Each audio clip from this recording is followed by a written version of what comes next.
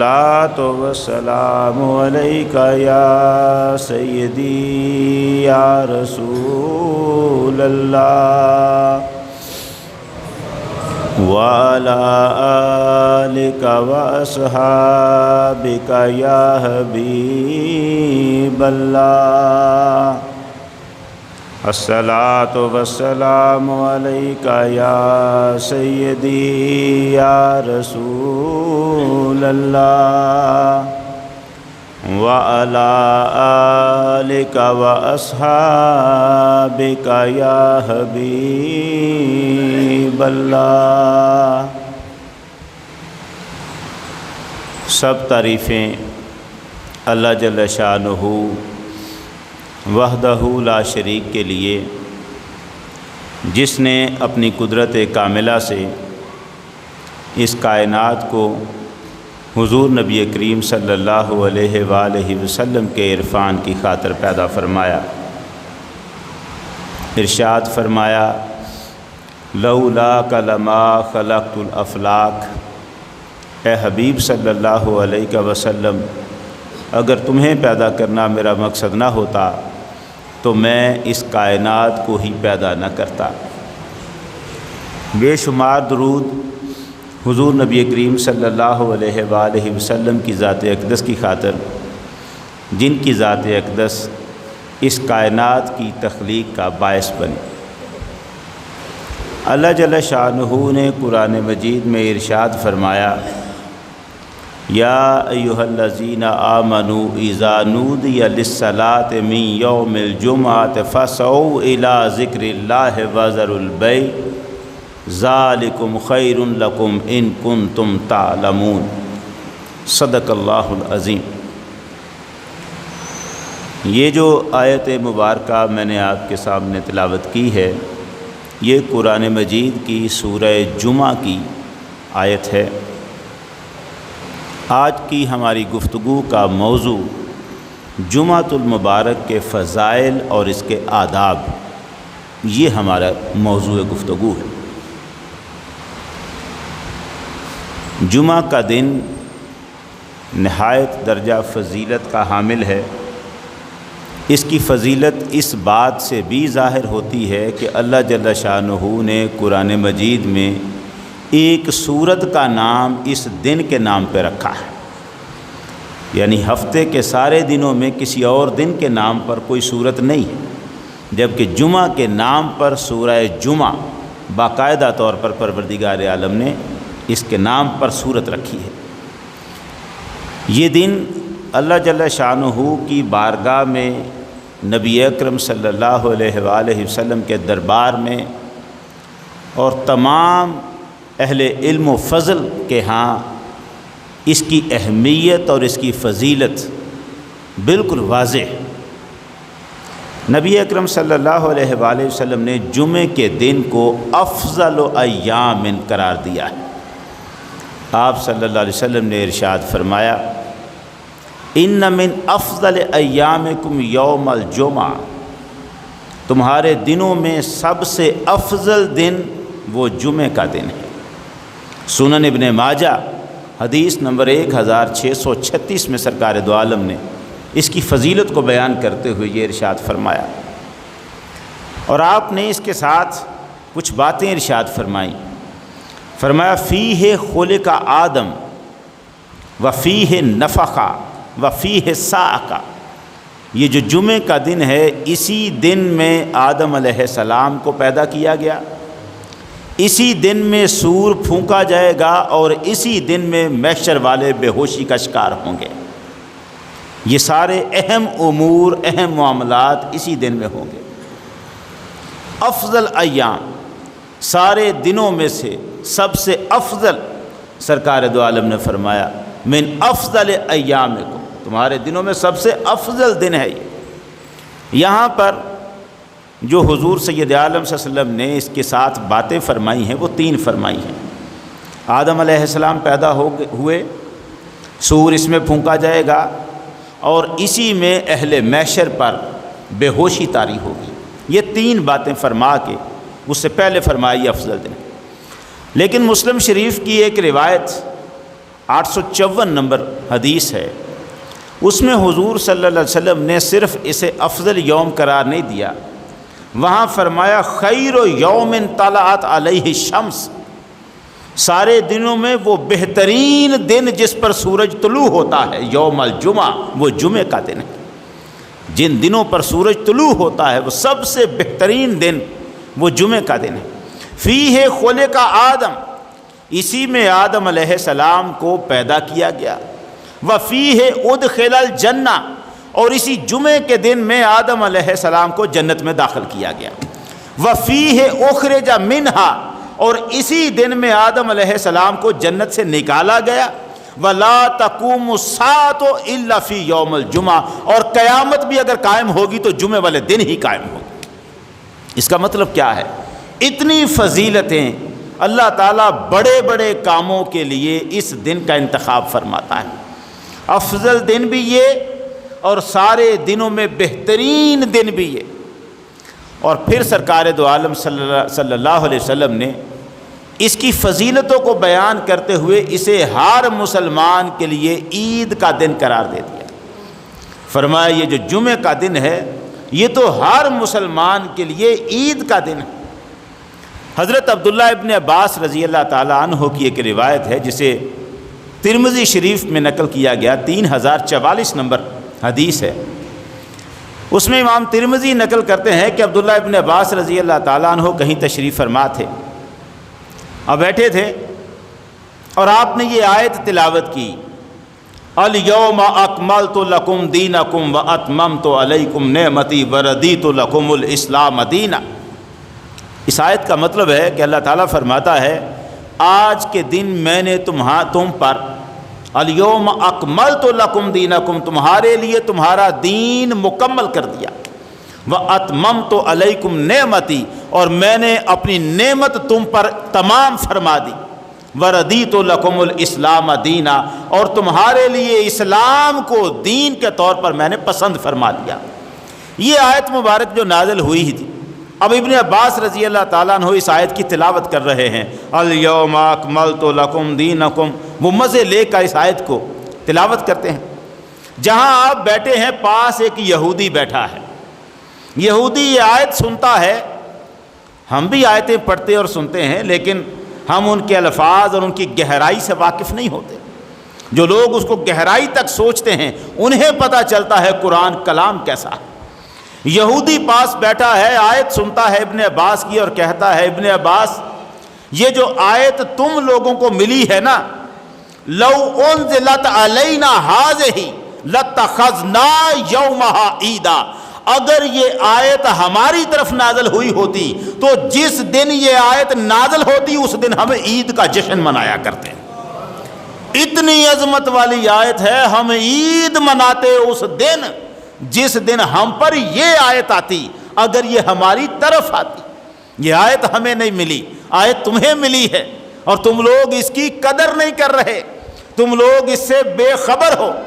ابن عباس رضی اللہ تعالیٰ عنہ فرمانے لگے ہم اس سے بے خبر نہیں ہیں، ہم اس کی ناقدری کرنے والے نہیں ہیں، تم تو کہتے ہو نا اگر تمہیں یہ آیت ملتی تو تم عید مناتے، تم مناتے ایک عید، ہم سے سن فَإِنَّهَا نَزَلَتْ فِي يَوْمِ عِيدَيْنِ فِي يَوْمِ جُمعہ و یوم عرفہ، اور جس دن یہ آیت ہمارے پیغمبر پر نازل ہوئی ہمارے لیے دو عیدیں تھی اس دن میں، جمعہ بھی اس دن تھا، یوم عرفہ بھی اس دن تھا، ہماری تو پہلے سے دو عیدیں تھیں۔ اللہ نے ہمیں ناقدرہ کرنے والا نہیں بنایا، مولا نے تو ہمارے لیے سارے انتظامات خود کر رکھے ہیں، ہم بھول بھی جائیں تو رب نے آیت ہی اس دن نازل کی جو ہماری عید کا دن تھا، ہم عید مناتے ہیں اس دن میں۔ یہ دن جمعے کا عید کا دن ہے۔ اب اسی جمعے کے دن کو جو افضل دن بھی ہے، بہترین دن بھی ہے، عید کا دن بھی ہے، یہی دن قبولیت کا دن بھی ہے۔ حضور صلی اللہ علیہ وسلم نے ارشاد فرمایا، صحیح مسلم شریف میں 852 نمبر حدیث ہے، آقا نے فرمایا ان فی الجمعۃ لساعۃ، اس جمعے کے دن میں ایک ایسی گھڑی ہوتی ہے، لا یوافقھا عبد مسلم، کوئی مسلمان بندہ اگر اس گھڑی کو پا لے، یسأل اللہ خیرا فیہ، اور اس گھڑی میں وہ اللہ سے کوئی بھی خیر مانگ لے الا آتاہ ایاہ، مگر یہ کہ رب اسے عطا فرما دیتا ہے۔ جو خیر بھی اللہ سے یہ بندہ اس دن کی اس مبارک گھڑی میں مانگ لے، وہ خیر اس بندے کو اللہ ضرور عطا کرتا ہے۔ اب اس کی قید نہیں کہ وہ خیر کیا ہے، نہ صرف بخشش، نہ صرف جنت، بلکہ دنیا و آخرت کی کل مشکلات کا حل، پوری دنیا و آخرت کی کل نعمتوں میں سے جو بھی بندہ مانگ لے رب اسے وہ عطا فرمائے گا۔ وہ گھڑی ایسی ہے۔ اب وہ گھڑی کیسی ہوتی ہے؟ اسی صحیح مسلم میں 853 نمبر حدیث پر سرکار دو عالم نے فرمایا وہ گھڑی کب ہوتی ہے؟ من بین ان یجلس الامام الی تقضی الصلاۃ، جب اذان خطبے کی ہونے لگتی ہے اور اس سے پہلے امام ممبر پر بیٹھ جاتا ہے، اس کے اس ممبر پر بیٹھنے سے لے کر فرض نماز ختم ہو جانے تک اس عرصے کے درمیان وہ گھڑی ہے جس میں اللہ ہر بارگاہ میں اپنی میں قبول فرما لیتا ہے، ہر بات کو قبول فرما لیتا ہے۔ اس درمیان میں وہ گھڑی ہے۔ یہ دن افضل دن، یہ دن بہترین دن، یہ دن جمعے کا عید کا دن، یہ دن قبولیت کا دن، اور اس کی فضیلتیں ہمیں تو کیا مردوں کو بھی اللہ عطا فرماتا ہے۔ جو اس دنیا سے چلے گئے، مر گئے، ان کے لیے بھی پروردگار جب جمعے کا دن آتا ہے تو محروم ان کو بھی نہیں کرتا، وہاں پر بھی ان کی فضیلتیں اس جمعے کی ان کو حاصل ہوتی ہیں۔ علامہ ابن قیم نے اپنی کتاب الروح کے پہلے ہی صفحے پر جو پہلا ہی مسئلہ لکھا ہے اس میں ایک واقعہ نقل کرتے ہیں۔ یہ علامہ ابن قیم میں بتا چکا ہوں بار بار، یہ وہ ہیں علماء دیوبند ہوں یا اہل حدیث علماء ہو، ان کے سب سے بڑے عالموں میں یہ بیٹھے ہوئے ہیں، اور خانہ کعبہ کا جمعہ ہو یا مسجد نبوی شریف میں جمعہ پڑھایا جا رہا ہو، ہر ممبر پر قال ابن قیم رحمہ اللہ یہ لفظ آتے ہیں، سنائی دیتے۔ اتنے بڑے عالم ہیں ابن قیم۔ علامہ ابن قیم اپنی کتاب الروح میں یہ لکھتے ہیں، آپ یہ واقعہ نقل فرماتے ہیں کہ عاصم جوہدری تابعین میں سے ایک بزرگ تھے۔ عاصم جوہدری، صحابہ اکرام کی صحبت انہیں حاصل ہو انہیں تابعین کہتے ہیں۔ عاصم جوہدری وفات پا گئے۔ ان کے مرنے کے 2 سال بعد ان کے گھر والوں میں سے کسی نے عاصم کو خواب میں دیکھا۔ خواب میں دیکھا تو دیکھنے والے نے پوچھا الیسا قدم تھا، کیا آپ مر نہیں چکے ہوئے؟ خواب میں دیکھنے والا پوچھ رہا ہے عاصم سے آپ تو وفات پا گئے ہوئے تھے، کیا آپ مر نہیں چکے ہوئے؟ انہوں نے کہا ہاں میں وفات پا چکا ہوا ہوں۔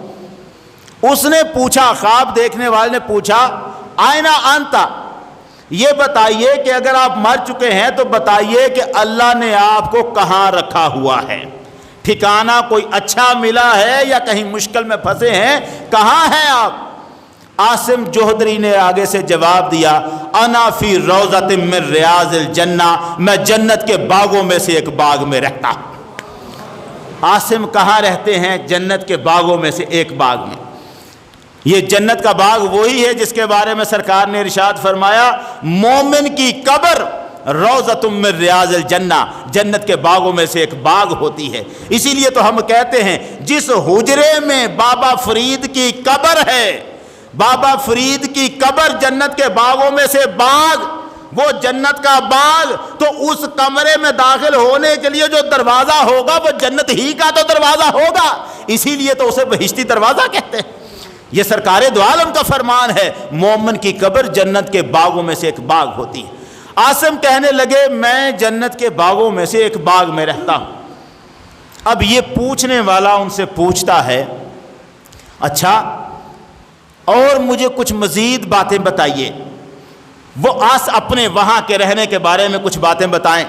عاصم نے جواب دیا، کہنے لگے میں تمہیں بتاتا ہوں، ہم جتنے ہیں میں اور میرے کچھ اور ساتھی، انا و نفر من صحابی نجتمع کل لیلۃ جمعہ او وصبیحتھا میں اور میرے کچھ اور ساتھی ہر جمعرات کو اکٹھے ہوتے ہیں اور ہر جمعے کو بھی اکٹھے ہوتے ہیں الا بکر بن عبداللہ المزنی، ہم سارے اکٹھے ہو کے بکر بن عبداللہ مزنی کے پاس جاتے ہیں۔ یہ بکر بن عبداللہ مزنی حدیثوں کا راوی ہے، بہت بڑے عالم دین تھے، محدث تھے، حضور کی حدیثوں کے حافظ اور تابعین میں شامل تھے، صحابہ سے ملاقات رکھنے والے۔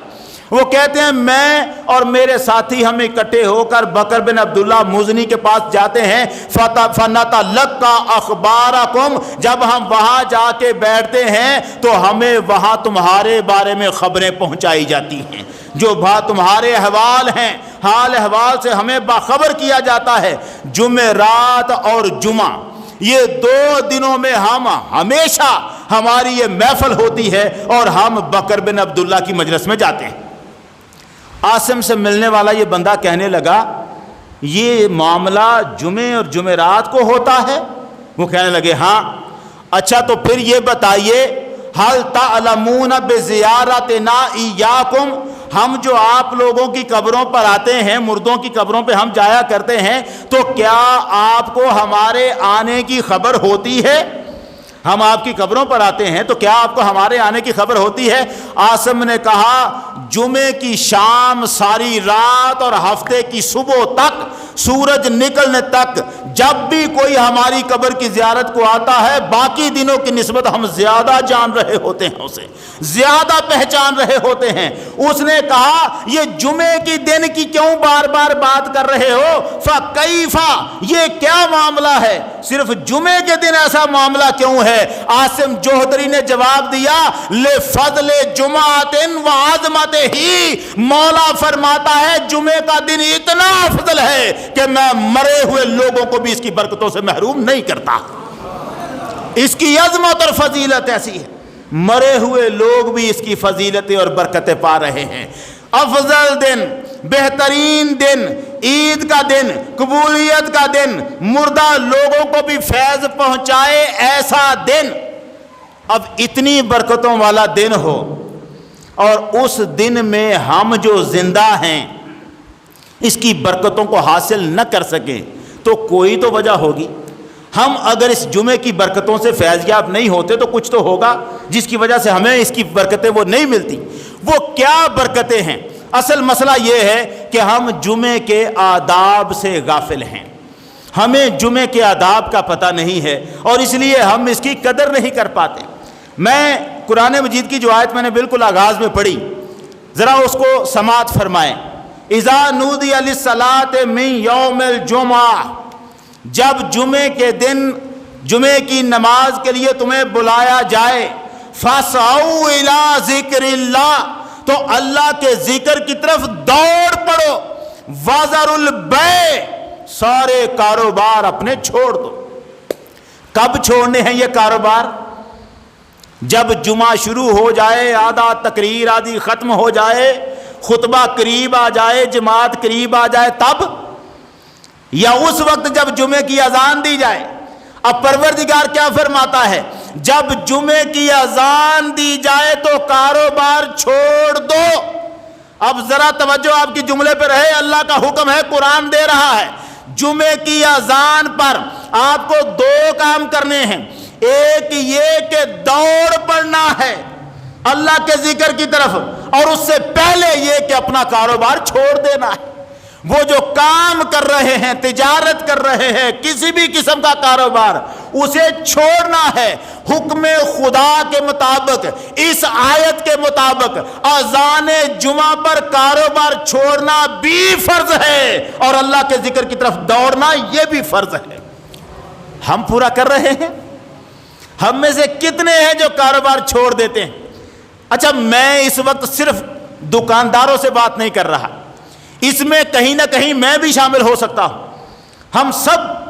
ہم اصل میں غفلت کا شکار ہو گئے ہیں نا۔ لیکن قرآن کا تقاضا کیا ہے؟ قرآن یہ کہتا ہے کاروبار چھوڑ دو، اور اگر اب میں کاروبار میں لگا ہوں تو کیا میں حکم خدا کے مطابق ہوں؟ اب اگر میں 10 روپے 20 روپے 100 روپے الگ سے کما لوں گا تو کیا میں حکم خدا کے مطابق ہوں؟ جب رب کا فرمان آ چکا اب کاروبار چھوڑ، تو مجھ پر کیا لازم تھا؟ میں اسے چھوڑ دیتا، مگر مجھے ابھی امید ہے 100 200 500 روپے کی، تو میں کیوں چھوڑوں؟ ابھی ٹائم ہے، پڑھ لیں گے، جائیں گے، جمعہ پڑھیں گے، ہم کوئی باغے نہیں، مگر میں اس اذان کی آواز پر تو نہیں چھوڑتا نا، اذان کی آواز پر تو میں کاروبار کو نہیں چھوڑتا۔ دیکھیں معاملہ، عثمان غنی رضی اللہ تعالیٰ عنہ مسجد میں آئے، عمر فاروق ممبر پہ جلوہ فرما ہو چکے تھے عثمان خطبہ دینے کے لیے، عثمان غنی مسجد میں داخل ہوئے، عمر فاروق رضی اللہ تعالیٰ عنہ نے ممبر سے آواز دی، عثمان اتنی دیر سے آ رہے ہو؟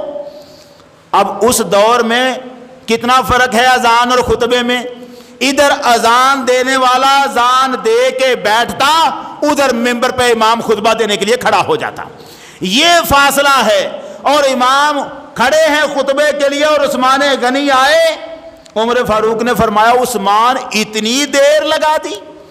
عثمان غنی رضی اللہ تعالیٰ عنہ فرمانے لگے میں ذرا مصروف تھا، اذان کی آواز سن کر دوڑا ہوں اور صرف وضو ہی کیا ہے اور نکل آیا ہوں مسجد میں۔ تو عمر فاروق کہنے لگے صرف وضو کیا، غسل کہاں گیا؟ اور یہ تو جمعہ تھا، اس کے آداب میں غسل بھی شامل تھا۔ اس کا مطلب کیا ہے؟ اس کا مطلب یہ تھا کہ اذان بعد میں ہو جاتی، تمہارا تو غسل بھی پہلے مکمل ہو چکا ہونا چاہیے تھا۔ باقی لوگوں کے لیے حکم میں کچھ نرمیاں، مگر جو محمد عربی صلی اللہ علیہ وسلم کے زیادہ قریب ہیں ان پر تو لازم ہے مسجد میں پہلے سے آ کے بیٹھے ہوں۔ امام شافعی تو کہتے ہیں سورج نکل آئے فجر کے بعد، صبح میں سورج نکل آئے تو مسجد میں جمعے کے لیے بیٹھ جا، آ کے اتنی جلدی آ کے بیٹھ۔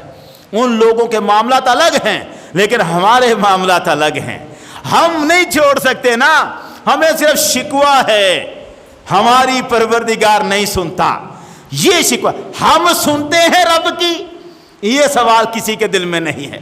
عبداللہ ابن مبارک رضی اللہ تعالیٰ عنہ تابعین میں سردار ہیں، صحابہ اکرام کی خدمت کرنے والے، ان سے ملاقات کرنے والے۔ ان کے زمانے میں ایک بڑے عظیم تابعی اور بزرگوں نے خواب دیکھا، اور خواب میں دیکھا جنت میں کوئی محل بنے ہوئے۔ دیکھا عبداللہ ابن مبارک کا بھی ایک محل تھا، اور ایک محل اس محل سے زیادہ اونچا اور زیادہ خوبصورت۔ پوچھا یہ کس کا ہے؟ انہوں نے کہا آپ کے محلے میں رہنے والے فلاں لوہار کا ہے۔ جاگ آ گئی، آنکھ کھلی، عبداللہ ابن مبارک کے وہ جو دوسرے تابعی تھے وہ کہنے لگے یار ابن مبارک کا اتنا مقام و مرتبہ تھا، مگر لوہار جو ہے یہ ہتھوڑے سے کام کرنے والا، اس کا مقام ابن مبارک سے بھی آگے نکل گیا۔ عبداللہ ابن مبارک کا محل چھوٹا اور لوہار کا محل بڑا۔ عبداللہ ابن مبارک حضور کی حدیثوں کے حافظ، حضور کی حدیثوں کے عالم، ان کا مقام نیچے رہ گیا، لوہار کا مقام کیسے آگے بڑھ گیا؟ بڑے پریشان ہوئے، اس کے گھر گئے پتہ کرنے کے لیے کہ اس کا مقام اتنا آگے کیوں چلا گیا۔ اس کی بیوی سے ملاقات کی، پوچھا یہ بتا بہن یہ تیرا خامن جو ہے میں نے اسے جنت میں بڑے اعلیٰ مقام پہ دیکھا ہے، کرتا کیا ہے؟ اس کا کیا معاملہ ہے؟ اس کا بڑا محل عالی شان ہے، یہ کیا کیا کرتا تھا؟ بیوی کہنے لگی میرا خامد کوئی ایسا تو نہیں کہ میں اس کی نیکیاں گن گن کے سناؤں، کوئی بڑا پرہیزگار، بڑا متقی، ایسی تو کوئی مثالیں نہیں، ہاں اتنا ہے میں بتاؤں، دو باتیں ہیں اس کی زندگی میں۔ اکثر رات کو سوتے وقت کہا کرتا تھا یا اللہ مجھے رزق کمانے کی فکر لگی ہوئی ہے، میرا رزق اتنا کھلا نہیں، کاش تو نے میرے رزق کی پریشانی ختم کر دی ہوتی، میرا رزق کھلا ہوتا، مجھے دولت کمانے کی فکر نہ ہوتی، پیسہ حلال رزق ضرورتوں کے لیے کمانے کی فکر نہ ہوتی، تو مولا میں بھی تیری بارگاہ میں اسی طرح تہجد کی نمازیں پڑھا کرتا جیسے عبداللہ ابن مبارک پڑھا کرتا ہے، جیسے وہ راتوں کو تہجد میں تیری بارگاہ میں سجدے کرتا ہے، مولا میں بھی کیا کرتا، مگر کیا کروں، سارا دن محنت کر کر کے تھک جاتا ہوں، نیند آ جاتی ہے، رات کو جاگا نہیں جاتا، مگر یہ میری حسرت ہے۔ بیوی کہنے لگی ایک بات تو تھی یہ، اس نے کہا دوسری یہ ہے، ہتھوڑے سے کام کر رہا ہوتا تھا، میرا خامد ہتھوڑا چلا رہا ہوتا تھا اور اللہ اکبر اذان کی آواز آ جاتی تھی، میرے خامد کا ہتھوڑا اگر کمر کے پیچھے گیا ہوتا تھا تو خامد اتنا بھی نہیں کرتا تھا کہ ہتھوڑا آگے لا کے رکھوں، جہاں ہاتھ گیا ہوتا وہیں ہتھوڑا چھوڑ دیتا تھا۔ ادھر اذان کی آواز آتی تھی، میرا خامد ہتھوڑا چھوڑ دیتا تھا۔ کئی مرتبہ ایسا ہوا اس نے ہتھوڑا چھوڑا، اسی کی کمر پہ ہتھوڑا لگا، کئی مرتبہ چوٹوں کے نشان میں نے دیکھے ہیں اس کی کمر پر، اس کی کمر پر چوٹوں کے نشان دیکھے ہیں، کیونکہ جب وہ اللہ اکبر کی اذان جمعے کی آواز سنتا تھا یہاں تھوڑا چھوڑ دیتا تھا اور مسجد کی طرف چلا جاتا تھا۔ وَذَرُوا الْبَيْعَ قرآن کہتا ہے اور کاروبار چھوڑ دو۔ مجھے بتاؤ اس کے حکم کے بعد کاروبار میں اب برکت کیا ہوگی؟ جب وہ حکم دے دے کہ چھوڑ دو، یہی تو فرض ہے نا۔ اب کاروبار کرنا کیا جائز ہوگا؟ اصولاً کاروبار کرنا اب جائز نہیں ہوگا۔ ہماری غفلتیں اپنی جگہ رہیں، ہم جو بہانے مرضی بنا لیں، تعویلیں جو مرضی کر لیں، مگر قرآن کا فرمان آپ کے سامنے ہے۔ لفظ کیا ہے؟ کوئی ڈکی چھپی بات نہیں۔ اِذَا نُودِیَ لِلصَّلَاةِ مِن یَوْمِ الْجُمعہ، جب جمعے کے دن جمعے کی نماز کے لیے اذان دے دی جائے، فَاسْعَوْا إِلَىٰ ذِكْرِ اللَّهِ، تو دوڑو اللہ کے ذکر کی طرف۔ وَذَرُوا الْبَيْعَ، اور کاروبار چھوڑ دو۔ مجھے بتاؤ اس آیت میں کوئی ہے ایسا لفظ جس کی وضاحت ہمیں نہیں آتی؟ کوئی مشکل فارمولہ؟ سیدھی سی بات، مگر ہم کاروبار نہیں چھوڑ سکتے۔ چلو ہم آگے بڑھتے ہیں، شاید اللہ کسی کو یہ توفیق دے کہ وہ اللہ کے اس حکم پر عمل کر کے اسی طرح ہتھوڑا چھوڑ دے جیسے وہ لوہار چھوڑتا تھا، اور مولا کے کرم سے کوئی بعید نہیں ہے کہ ہم میں سے کتنے ہی لوگوں کے گھر وہ اسی بات پہ جنت میں پیدا فرما دے، جنت میں بنا دے۔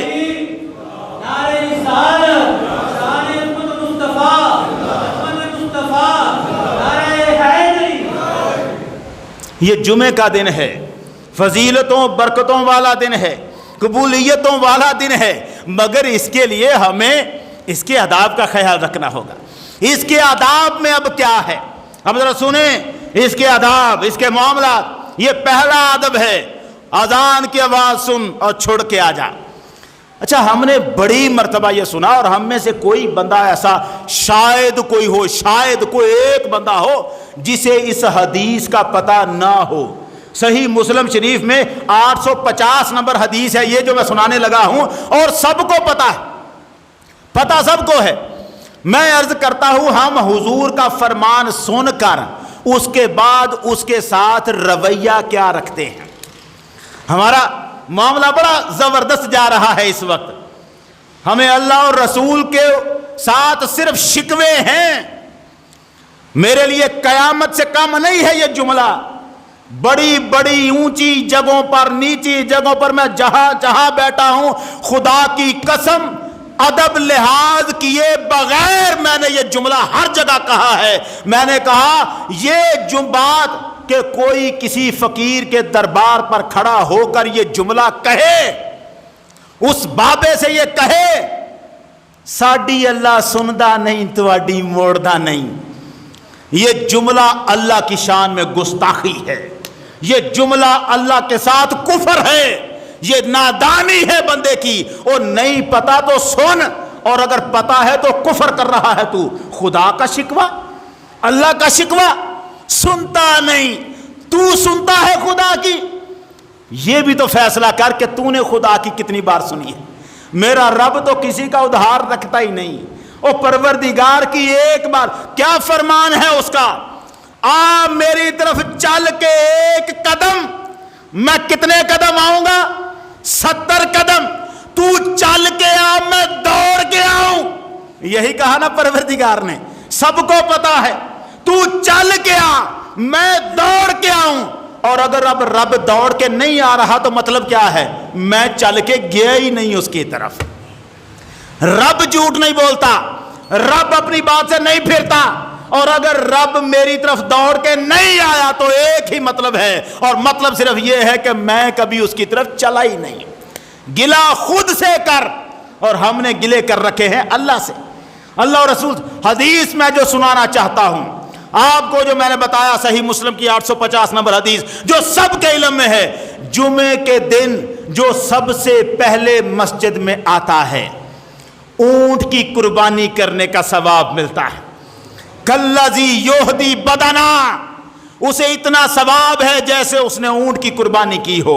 پھر جو اس کے بعد آتا ہے اسے گائے کی قربانی کا ثواب ملتا ہے۔ پھر جو اس کے بعد آتا ہے اسے دمبے کی قربانی کا ثواب ملتا ہے۔ پھر جو اس کے بعد آتا ہے ایسے ہے جیسے مرغی اللہ کے راستے میں صدقہ کی ہو، اور پھر جو اس کے بعد آتا ہے وہ ایسے ہے جیسے انڈا اس نے اللہ کی بارگاہ میں صدقہ کیا ہو۔ اور پھر جب امام منبر پہ بیٹھ جاتا ہے فرشتے رجسٹرز لپیٹ دیتے ہیں، کہتے ہیں اب تجھے جمعے کا ثواب ملے گا، قربانی کا نہیں۔ اب اگر اتنی تاخیر سے آ رہا ہے تو جمعہ تو ہو جائے گا تیرا، مگر جو ہم قربانیوں کا ثواب بانٹ رہے تھے وہ اب رجسٹر ہم نے بند کر دیا۔ اچھا اب یہاں رک کر ایک جملہ سن لینا، یہ بڑی عید سر پہ کھڑی ہے، لینے ہیں نا بکرے ہم نے، اور اس وقت کیا ہوتا ہے، اچھے سے اچھا بکرا لینا ہے، جانور اچھے سے اچھا لینا ہے۔ کیوں؟ جتنا مہنگا ہوگا مجھے اتنا زیادہ ثواب ہوگا۔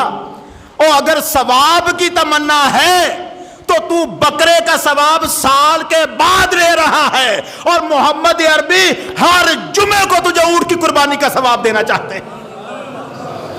سال کے بعد بکرے کی قربانی کا ثواب، اور سرکار کی شریعت ہر جمعے کو تجھے اونٹ کی قربانی کا ثواب، اور وہ تو نہیں لیتا، گائے کی قربانی کا ثواب تو نہیں لیتا، وہ تجھے نہیں چاہیے۔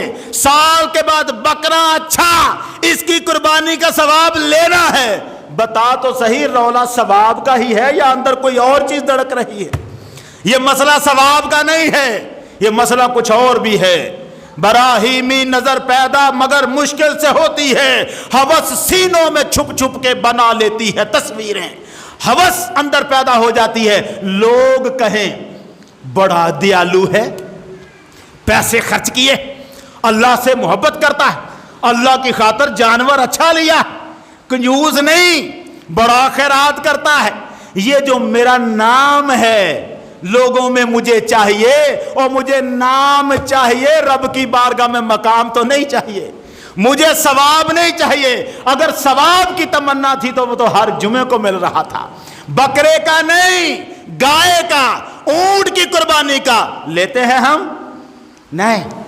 ہمیں اونٹ کی قربانی کا ثواب نہیں لینا، جمعہ پڑھنا ہے، وہ پڑھاؤ جلدی سے اور پھر ہم جائیں۔ یہ معاملات ہمیں اتنی جلدیاں ہیں۔ دیکھیں کیا آداب ہیں جمعے کے۔ سرکار دو عالم صلی اللہ علیہ وسلم نے ارشاد فرمایا، من اغتسل یوم الجمعہ، جمعے کے دن جس شخص نے غسل کیا، یہ غسل فرض نہیں ہے جمعے کا، مستحب ہے، اچھا ہے، سنت ہے۔ جس نے جمعے کے دن غسل کیا اور اس کے بعد وَلَابِسَ مِنْ أَحْسَنِ ثِيَابِهِ، اس کے پاس جتنے کپڑے تھے، لباس، ان میں سے جو سب سے اچھا تھا وہ جمعے کے دن پہنا اس نے، جو بھی لباس تھے چون کے رکھا۔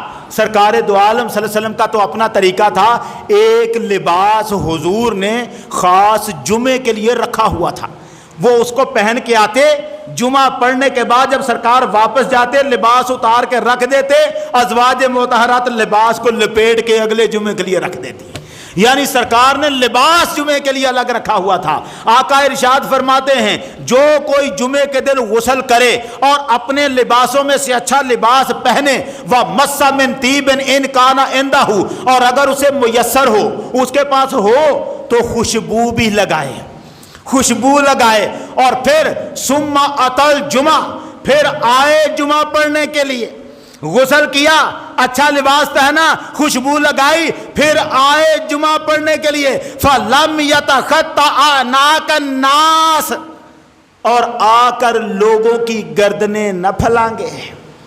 آئے جمعہ پڑھنے مگر لوگوں کی گردنیں نہ پھلانگے۔ اس پہ ہوتا کیا ہے وہ تو میں ابھی بتاتا ہوں، مگر یہ ذرا گردن پھلانگنے والا معاملہ کیا ہے؟ پھلانگنے والا معاملہ یہ ہے، کام کاج مصروفیات تو ہوتی ہی ہیں، میں نے یہ بات جو پچھلی کی اس کا یہ مطلب تو نہیں کہ اب سارے لوگوں کے کام ہی ختم ہو گئے، کچھ دیر سویر بھی ہوتی ہے. جو لوگ پہلے آ جاتے ہیں وہ آ کے بیٹھ جاتے ہیں آخری کنارے پر. یہ صرف میں اپنی مسجد کا معاملہ نہیں کر رہا، عمومی بات ہے، ہر جگہ ایسا ہوتا ہے. وہ آ کے بیٹھ جاتے ہیں دروازوں کے پاس. اب بعد والا بندہ کیا کرے؟ آگے جگہ اسے خالی نظر آ رہی ہے، وہ چاہتا ہے کہ میں خالی جگہ پہ جا کے بیٹھوں، تو اس کے لیے کیا کرے گا؟ پھلانگنی پڑے گی گردن کے؟ نہیں پھلانگنی پڑے گی. یہ جرم ہوگا اس کا. اس جرم میں وہ بھی مجرم ہیں جو دروازے کے قریب آ کے بیٹھے ہوئے ہیں اگلی جگہ خالی چھوڑ کر. جو پہلے آئیں وہ قریب بیٹھیں، آگے امام کے پاس بیٹھیں تاکہ پیچھے آنے والے کو گردنیں نہ پھلانگنی پڑے. لیکن اس کے باوجود جو اتنی دیر سے آتا ہے کہ لوگ بیٹھے ہوئے ہیں اور پھر آ کے گردنیں پھلانگ رہا ہے، ایک پاؤں اٹھا دوسرے دیکھا دور ایک بندے کی جگہ خالی ہے، میں وہاں پہنچوں. سرکار نے فرمایا جو اس طرح نمازیوں کی گردنیں پھلانگتا ہوا جا رہا ہوتا ہے جہنم کی طرف اپنا پل بنا رہا ہوتا ہے. یہ پل بنا رہا ہے. لیکن اسے پل بنانے پر مجبور کرنے والے کون ہیں؟ وہ جو پہلے جگہ راستے میں کور کر کے بیٹھ گئے. نہیں چاہیے تھا کہ ہمارا بھائی جہنم میں نہ جائے، یہ چاہیے تھا کہ وہ آئے اور اسے جگہ پیچھے آرام سے مل جائے.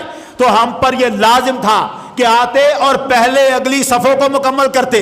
مگر ہمیں کچھ اور معاملات بھی تو ہیں، صرف جمعے کا ہی مسئلہ نہیں. کہیں دیوار سے ٹیک لگانے کی جگہ چاہیے، کہیں زیادہ تھک جائے، یہ بھی ہو سکتا ہے امام کے چہرہ صحیح نظر نہیں آتا، کسی جگہ آواز کلیئر نہیں آتی، کوئی اور مسئلہ، اچھا یا برا کا مسئلہ نہیں، ہو سکتا ہے نیتیں اچھی ہوں، میں کہتا ہوں اچھی بھی ہوں، تب بھی اس شخص کے جہنم کا سبب نہ بنے جو بیچارہ بعد میں آ رہا ہے. اسے آنے دے، جگہ مل جائے، آسانی سے گردنیں نہ پھلانگنی پڑے، آگے آگے ہو کے بیٹھا کریں تاکہ پیچھے والا جہنم میں نہ جائے. ہمارا بھائی ہماری وجہ سے جہنم میں جائے گا تو رب معاف ہمیں بھی نہیں کرے گا. جو کسی کے جہنمی ہونے کا سبب بنتا ہے وہ بھی اللہ کی بارگاہ میں مجرم قرار پاتا ہے. ہم اس کے جرم میں شریک نہیں ہونا چاہتے. اب سرکار نے کیا فرمایا؟ ارشاد فرمایا وہ آئے اور گردنیں نہ پھلانگے، پھر ثم صلی ما کتب اللہ لہ، اللہ نے اس کے لیے جو نماز مقرر کی ہے وہ ادا کرے.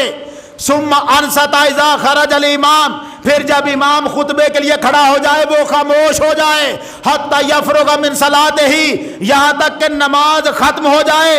جس نے ایسا کیا، سرکار فرما رہے ہیں جس شخص نے یہ شرطیں پوری کی، غسل کر کے گھر سے آیا، اچھا لباس پہنا، خوشبو لگائی، گردنیں نہیں پھلانگی، آ کے خاموشی سے بیٹھا رہا، ادب سے جمعے کی نماز مکمل کی. اب جمعے کی نماز ختم ہوئی، سرکار نے فرمایا کانت کفارۃ لما بین یدیہا والجمعۃ التی قبلہا، اس جمعے سے لے کر پچھلے جمعے تک کے دنوں میں جتنے گناہ اس بندے سے سرزد ہوئے مولا نے سب کا کفارہ بنا دیا. اس کو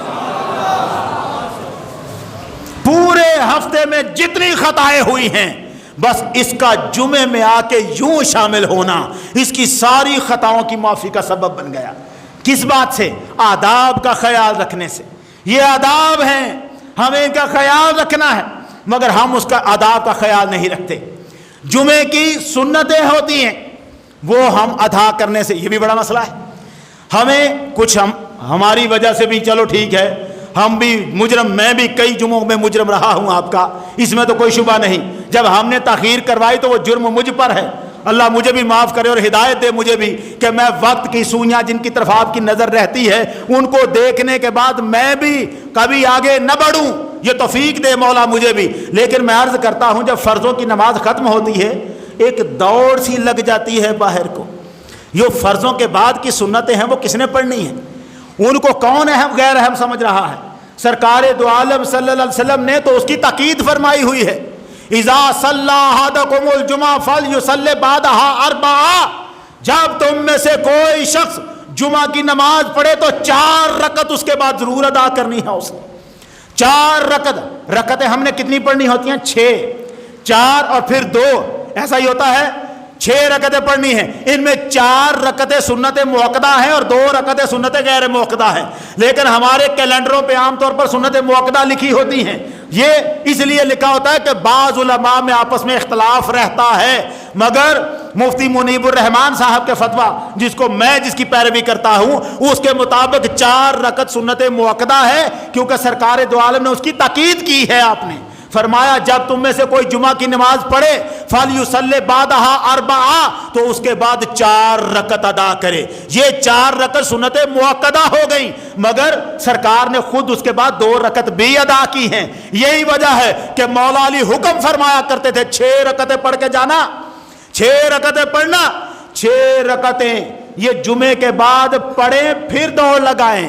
ایسی بھی جلدی کیا یار، جمعے کا دن جب خدا کی رحمتیں بٹ رہی ہوں، خدا کی نعمتیں آ رہی ہوں اور ہماری دوڑ لگی ہو، کچھ وقت اگر ہم تھوڑا سا بھی اللہ کے لیے، میں ایک عرض کروں، اولیاء کرام کی کرامات میں ہم نے پڑھا ہے، انہوں نے اپنی زندگی کے جو سانس اللہ کے لیے وقف کیے ہوتے تھے نا، اس کی برکت میں اللہ ان کو کروڑوں سانس اور عطا کر دیتا تھا۔ چھوٹی سی عمر میں اتنا بڑا کام کر جاتے تھے کہ صدیوں میں وہ کام نہیں ہو سکتا جو وہ چند سالوں میں کر گئے ہوتے تھے، کیونکہ انہوں نے اپنے چند سانس اللہ کے لیے وقف کیے ہوتے تھے۔ چند روپے جو ہم اللہ کے لیے خرچ کرتے ہیں، اللہ ان کا قرضہ زندگی بھر اتارتا رہتا ہے۔ یہ ہمارے بینک بیلنس بن جاتا ہے رب العزت کی بارگاہ میں۔ کس بات کا؟ جو قرض تم نے اللہ کو دیا، جو پیسہ تم نے اللہ کے لیے خرچ کیا، اب وقت جب آئے گا تو پروردگار اسے لوٹائے گا، اس کا 70 گنا کھائے بغیر تو مر نہیں سکتا۔ یہ مولا کا وعدہ ہے تیرے ساتھ، نہیں مر سکتا کوئی بندہ۔ اللہ کی راہ میں دیکھ کے تو دیکھو یار، غلطی ہم سے یہ ہے، ہم کبھی اللہ کی طرف چلے ہی نہیں، ہم نے کبھی اللہ کی طرف سفر کیا ہی نہیں۔ ہمارے پاس ایک فکرہ ہے، کریں گے تے کھاواں گے۔ ہم نے یہ جملہ پکڑ رکھا ہے، ایسا بھی ہو سکتا ہے تو کرے مگر مولا کھانے نہ دے۔ ڈر اس بات سے کہ تو کرتا ہی رہ جائے، رب تجھے کھانے نہ دے، اور مانگ مولا سے وہ فضل کہ تو نے کیا کم ہو اور مولا نے خزانے اپنے اتار دیے ہوں تیری طرف۔ وہ غیبی رزق جب آتا ہے، تھوڑا کرنے پر زیادہ ملتا ہے، اس خزانہ غیب کو حاصل کرنے کی کوشش کرو، اللہ کی بارگاہ سے دل جوڑو۔ میں مدینہ منورہ جب حاضر ہوا نا، مسجد نبوی میں پہلا دن یا دوسرا دن تھا، وہاں ایک بزرگ کے ساتھ ملاقات ہوئی۔ ایک بات انہوں نے کہی، کہنے لگے مسجد نبوی، وہاں حرم شریف کہتے ہیں، حرم مسجد نبوی کو، خانہ کعبہ بھی حرم ہے، مسجد نبوی بھی حرم۔ کہنے لگے حرم شریف کے ساتھ اپنا دل جوڑ کے رکھنا ہے۔ میں نے کہا جی اس کا کیا مطلب ہے؟ کہنے لگے اس کا مطلب ہے زیادہ وقت اپنا حرم کے اندر گزارا کرنا ہے۔ جو وقت حرم کے اندر گزرتا ہے نا، مولا اس کو قرض سمجھ کر تمہیں زندگی اور عطا کر دیتا ہے۔ یہ اللہ کے فیصلے ہیں۔ جو اللہ کے لیے سانس ہم لگاتے ہیں، رب ان کا بھی قرض اتارتا ہے۔ جو اللہ کے لیے رقم ہم دیتے ہیں، رب ان کا بھی قرض اتارتا ہے۔ لوگوں دل لگانا ہے اللہ سے۔ جمعے کے آداب کا خیال کرو، جو مردوں کو اپنی برکتوں سے محروم نہیں رکھتا، زندوں کو کیسے رکھے گا؟ یہ برکتیں اس کی ہیں۔ اللہ تعالی ہمیں جمعۃ المبارک کی جملہ فضیلتیں عطا فرمائے اور اس کے تمام تر آداب کا خیال رکھنے کی توفیق عطا فرمائے۔ وآخر دعوانا الحمدللہ رب العالمین۔